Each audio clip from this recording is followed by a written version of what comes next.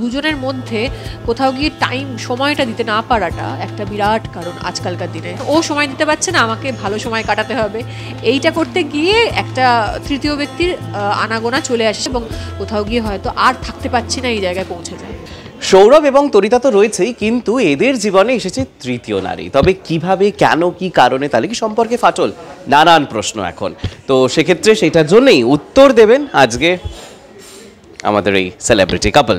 তরিতা রয়েছে, সৌরভ রয়েছে। আচ্ছা, নতুন মানে বলে দিই, এটা মজা করেই বললাম, ইটস বেসিক্যালি এটা ওদের নতুন একটি মিউজিক অ্যালবাম, মিউজিক ভিডিও রাতাটুসে, এবং সেখানে তোমরা দুজন ফিচার্ড হয়েছো। সো কাজটা কীরকম এবং গল্পটা কীভাবে এগোচ্ছে, আমি যেভাবে বললাম আই এম শিওর যে সেখানেও একজন তৃতীয় ব্যক্তির আনাগোনা রয়েছে। হ্যাঁ, তৃতীয় ব্যক্তি তো আছেই, এবং তৃতীয় ব্যক্তিটা অ্যাকচুয়ালি আছে মানে বাস্তবে না কল্পনায়, সেটা হচ্ছে দেখতে হবে, বাট আছে, তৃতীয় ব্যক্তি তো আছেই। হ্যাঁ, তো সৌরভ তৃতীয় ব্যক্তির পোস্টারই মুখ দেখায়নি আর কি, আমরা কেউই, মুখটা পেছনে ঘুরে রয়েছে। ভালো লেগেছিল, বউ পাশে ছিল, আরেকজন নারীর সঙ্গে তুমি যে প্রেম, বউ রেগে যাচ্ছে চলে যাচ্ছে, তোমার কি কষ্ট একটা করতে গিয়ে প্রথম আমরা অন স্ক্রিন জাস্ট সেটা করতে গিয়ে ফার্স্টে তো একটু টেন্স ছিলামই যে আবার আরেকটা নারী, কি দরকার এসবের। হ্যাঁ, থাক না। এত শান্ত, মানে যেভাবে এরকমইও আমি শান্তই গো, এগুলো একটু বাড়ি বাড়ি বল। বেসিক্যালি আমিও শান্ত, কিন্তু আমাকে দুর্গা রূপটা ধারণ করতে হয় কিছু কিছু সময়, কারণ এই যে কার্তিক বসে আছেন, ওনার সামনে দুর্গা রূপ না ধারণ করলে আমার কোনো শান্তই গো, আমি একটু বেসিক্যালি শান্ত, একটু এরকম ভাবে টেনে ধরে না। হ্যাঁ, যতই ঘুরি ওরাও রাতে, লাটাই তো আমারই হাতে, গায় বউ গানটা গায়, ঘুরি ওড়াতে। কি হাসি বাবা, সত্যি কথা, খুব ইচ্ছে ছিল ঘুরি ওড়াবার। আমি ঘুরি না মাঞ্জা, সেটা বুঝতে পারছি না। বেশি ঘুরি ওড়ালে হাতটা কেটে যাবে মাঞ্জা, এটাই হলো ব্যাপার। হ্যাঁ, ধার দিয়ে রেখেছে, বেশি করে বেশি সাবধানে ঘুরি ওড়াবে, লাটাই কিন্তু বউয়েরই হাতে। আর এই যে শুটিং করতে করতে সেগুলো কোথায় হয়েছে, কিরকম মুহূর্ত ছিল, সেগুলো একটুখানি প্লিজ বলো। শুটিংটা হয়েছে ডানকুনির একটি রাজবাড়িতে, এখানে অন্নপূর্ণা ঠাকুরের পুজো হয়, এবং বাড়িটা অদ্ভুত, মানে সত্যি খুব সুন্দর, কতটা বোঝা যাচ্ছে যথেষ্ট জাস্টিফাই করা হয়েছে, বাট অপূর্বভাবে ওরা মেনটেন করে রেখেছে, এবং এত সুন্দর যে একটা লোকেশন আছে ওখানে, সেটাই আমরা জানতাম না। এবং ওটা যখন আমরা ছবি কিছু দেখেছিলাম, মানে যখন প্রি প্রোডাকশন চলছিল, তখনই আমি কস্টিউমটাও বললাম যে এরকম যদি কস্টিউমটা করা যায় তাহলে খুব ভালো লাগবে, এবং গানটা মিউজিকটা না একটু অন্যরকম, মানে এখনকার দিনের মিউজিকের মতো নয়, এবং সেটা অনেকটা ক্যাচি লেগেছিল আমার। কোথাও গিয়ে বাংলা গানটাও তো হারিয়ে যাচ্ছে, মানে সেই রকম গান, মানে যেটাই দেখছি সেটা খুব ফাস্ট মিউজিক দেখছি বা অন্যরকম দেখছি, সেই মিউজিকটার কোথাও একটা টাচ রয়েছে পুরোনো দিনের, সেটা একটু অন্যরকম লেগেছিল। আমি ভাবছিলাম পুরো লুকটা যদি এরকম হয় তাহলে দাঁড়াবে ভালো। আচ্ছা, এখানে যেহেতু তৃতীয় ব্যক্তির আনাগোনা রয়েছে, এবং আমরা যেটা বলি যে সম্পর্ক ভাঙে তৃতীয় ব্যক্তির আনাগোনাতেই, so do you feel like যে সত্যিই তাই, মানে তৃতীয় ব্যক্তি আসাতেই সম্পর্ক ভাঙে, না আগে ভেঙে যায়, বা সম্পর্কে কোথাও একটা লুপ গ্যাপ আসে বলেই হয়তো থার্ড পার্সনের এন্ট্রি হয়? না, তৃতীয় ব্যক্তি এলে সম্পর্ক ভাঙে না। হ্যাঁ, সম্পর্কটা আগেই কোথাও ভাঙন আছে, তাই জন্য তৃতীয় ব্যক্তি প্রবেশ হয়েছে। সম্পর্কটার মধ্যে সেই জায়গাটাই হয়তো নেই যেটা ছিল আগে, তার জন্য আর ভালো লাগছে না, একে অপরকে ভালো লাগছে না, তাই জন্যই আরেকজনের কাছে মুভ করে। তা আমার পার্সোনালি এটাই মতামত, কারণ তৃতীয় ব্যক্তি এসে কেউ কোনো সম্পর্ক ভাঙে না, এটা কোনোদিন ভাঙতে পারে না। শুধুমাত্র যেমনি এটাও ঠিক যে ভাঙন থাকলে তবেই আসে, সেটাও যেরকম কিছু ক্ষেত্রে এরকমও হয়, আমি দেখেছি যে দুজনের মধ্যে কোথাও গিয়ে সময়টা দিতে না পারাটা একটা বিরাট কারণ আজকালকার দিনে।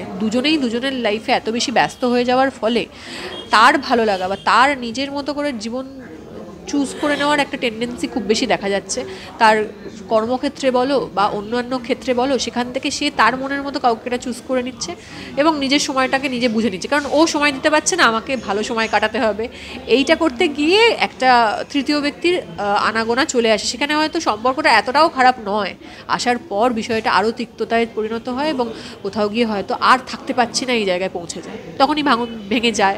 অনেকে আবার বলে যে না ঠিক আছে, বাড়িতে বউ আছে, বাইরে গার্লফ্রেন্ড আছে, it's the same thing, so বলে যে না হ্যাঁ ওখানে ঝগড়া হচ্ছে তো বাইরে আমি শান্তিতে আছি, ঘুরছি ফিরছি, মানে এটা কিভাবে তুমি দেখো? তোমরা কতদিন চলবে এরকম ভাবে?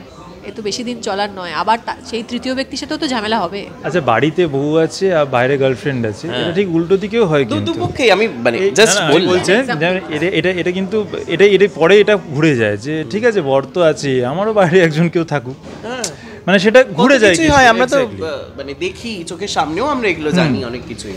তো আমার মনে হয় সম্পর্ক না রাখার থাকলে রাখবেন না, কিন্তু এই তৃতীয় ব্যক্তিকে এনে সম্পর্ক নষ্ট করার কোনো মানে হয় না। আচ্ছা, নিজেদের মতবিরোধে কোনো সময় ঝামেলা হয়? হ্যাঁ, প্রচুর ঝামেলা করে আমরা ওখানেই শেষ করে দিই ঝামেলাটাকে। মানে এক্ষুনি ঝামেলা হবে, এক্ষুনি এটা সলভ হবে, ঠিক সেটা আর বেরোয় না বিষয়টা যে আমার মতটা ঠিক না ওর মতটা ঠিক, কিন্তু ঝামেলাটা শেষ হয়ে যায়, ঝামেলা দিয়ে কমেডি দিয়ে শেষ হয়। এটা আমাদের পরিষ্কার বলে দিলাম। আমরা বলি না, যদি একটা সিসিটিভি রাখা যেত আমার ঘরের মধ্যে, তোমাকে আগের দিনই বলছিলাম, তাহলে এটা মানে অদ্ভুত কমেডি, এটা সিরিজ তৈরি হয়ে যেত, প্রচুর ফুটেজ। আর এই যেটা তুমি বললে যে খুব ঝামেলাটা একদম সর্টেড আউট করেই দেন সব কিছু ঠিকঠাক হয়, ঘুমোতে যাওয়ার আগে সর্ট আউট করতে হবে, পরের দিন সেটা লিঙ্গার করা যাবে না, বা বিছানায় শুতে যাওয়ার সময় একদম সবকিছু সর্টেড আউট, এটা মানে ম্যান্ডেটরি নাকি? ঘুমিয়ে পড়ি, ঘুমটাই সর্টেড আউট, মানে যদি ঝগড়া করে ঘুমিয়ে পড়ো, শর্ট যদি না হয় তখন যদি সর্টেড আউট না হয় তাহলে ঘুমিয়ে পড়লাম, পরের দিন সকালে উঠে অলরেডি সর্টেড আউট, কি হয়েছে ভুলেই গেলাম। আমরা খুব একটা ব্যাপারটাকে মানে সিরিয়াসলি নিই না। ঝামেলা মতবিরোধ তো হতে পারে, খুব সিলি কারণেই ঝামেলা হয়, এবং দুজনেই বুঝে যায় যে বোকার মতো চিৎকার চেঁচামেচি আমি ঝামেলা করেছি, আর বেশি ঝামেলা কার বেশি রাগ, ভীষণ আনাড়ি তর্ক করে, ভীষণ মানে সেই হয় না, মানে তর্কর পর তর্ক করে যাবে, ওই তর্কটাকে বাড়ায়, পুরো ইরিটেট করে দেয়, মানে ঝ্যাটা ওই বলে না শাশুড়ির নামে চিৎকার করছে, বউ চিৎকার করছে শুনতে পারা যায়, উল্টো দিক থেকে দেখা যায় শাশুড়ি ঝ্যাটা দেখাচ্ছে, ঠিক সেরকম ও ঝ্যাটাটা ও দেখায়, মানে প্ল্যানটা ওর থাকে যে বউ চিৎকার করে আমার উপরে, যে ইরিটেটেড হবে তার প্রবলেম এটা। আর তুমি যে আর ইরিটেটেড হই না, আমাকে যা খুশি বলুক আমি ইরিটেটেড হই না। ও হয় না, তারপরে কি হয় ফাইনালি সামলানোটা কি করে হয়? ছুঁড়ে ফেলা হয় কিছু, ছুঁড়ে ফেলে তো নিজেকেই গোছাতে হবে, ভাঙলে নিজেকেই ঠিক করতে হবে। বিয়ে মানে আমার বাড়িতে হলে মায়ের ওপর ঝামেলা করলাম, কিছু করলাম তো মা সামলে নেবে, এখানে তো নিজেকেই পরিষ্কার করতে হবে, ওইসব বোকামোতে যাই না। আর ফোন ছুটতে গেলে ফোন ভেঙে যাবে, দরকার নেই। তাহলে কি করে বউ? চিৎকার, গলা থাকতে ঝামেলা, ভয় পাবো ওকে, চিৎকার, আমি চিৎকারটা অ্যাকচুয়ালি ভয় পাই। আগের দিনের প্রশ্ন ছিল, প্রচন্ড জানার ইচ্ছে ছিল। চিৎকারটা ভয় পায় যে কোনো মানুষের, আমি চিৎকারটা ওর নাম কি বুদ্ধিদীপ্ত, মানে আমি যে কোনো মানুষের চিৎকারকে আমি ভয় পাই। হ্যাঁ, সবচাইতে কার? মায়ের চিৎকারকে ভয় পাও না বউয়ের? মায়ের চিৎকারটা তো ছোটবেলা থেকে ভয় পেয়ে এসছি, কারণ ওটাতে চিৎকারের পরে জানি পিঠেও পড়বে আর কি, এটা জানি যে চিৎকারের পরে আর কিছু হবে না, ঠিক আছে এটা শান্ত হয়ে যায়। আর বউয়ের মধ্যে কিন্তু কোনো ঝগড়া চিৎকার চেঁচামেচি হয় না, এটা টিম আছে, ওটাতে কিছু হয় না, যা হয় আমাদের মধ্যে হয়, আর আমরাই মিটি। সৌরভকে নিয়ে কোনো সময় ইনসিকিউরিটি এসছে? একদম না, ওকে নিয়ে ইনসিকিউরিটি আমার একদমই হয় না। তার কারণ হচ্ছে যে ও ভীষণ লয়াল একটা ছেলে, এবং ওর লয়্যালটি দেখেই আমি মানে ওর দিকে অ্যাট্রাক্টেড হয়েছিলাম, এবং সেটাই এখন অবধি যেটুকু বলে, যেটুকু কমিট করে, ওটুকু রাখার চেষ্টা করে, সেখানে কোনো ইনসিকিউরিটি আমি ওই জায়গাটা অ্যাকচুয়ালি পছন্দও করি না, যেরকম একটা যেটা বললাম আর কি, যে সম্পর্ক না থাকলে রেখো না, কিন্তু আবার আরেকজনকে নিয়ে এসে সম্পর্ক আবার দায়িত্ব বাড়ানো কোনো দরকার নেই, ওটা আমার ম্যানেজ করতে চাপ হয়ে যায়, ওটা কোনো প্রশ্ন।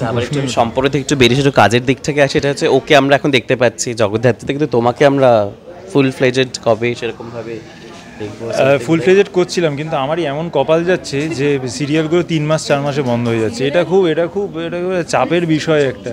এবার বুঝতে পারছি না যে মানে আমার ক্যারেক্টারটা দাঁড়াতেই হয়তো 3 মাসে সিরিয়ালটা বন্ধ হয়ে গেল, সেই জন্যই মনে হয় আমাকে দেখা যাচ্ছে না। তো তাহলে মানে কিভাবে তোমার মনে হচ্ছে যে খুব কি চাপ? তাহলে সেক্ষেত্রে এখন এই মুহূর্তে সাস্টেন করা তো একটাই চাপ হয়ে দাঁড়িয়েছে, কারণ আমি বুঝতে পারছি না যে কেন সিরিয়াল বন্ধ হয়ে যাচ্ছে, কারণ আগেও তো টিআরপি কম থাকতো সিরিয়াল চলতো, কারণ এখন টিআরপি কমলেই সিরিয়াল বন্ধ হয়ে যাওয়ার একটা ট্রেন্ড এসছে, এটা আমার মনে হয় না এটা ঠিক, কারণ আজকে টিআরপি কম আছে, কালকে বেড়েও যেতে পারে।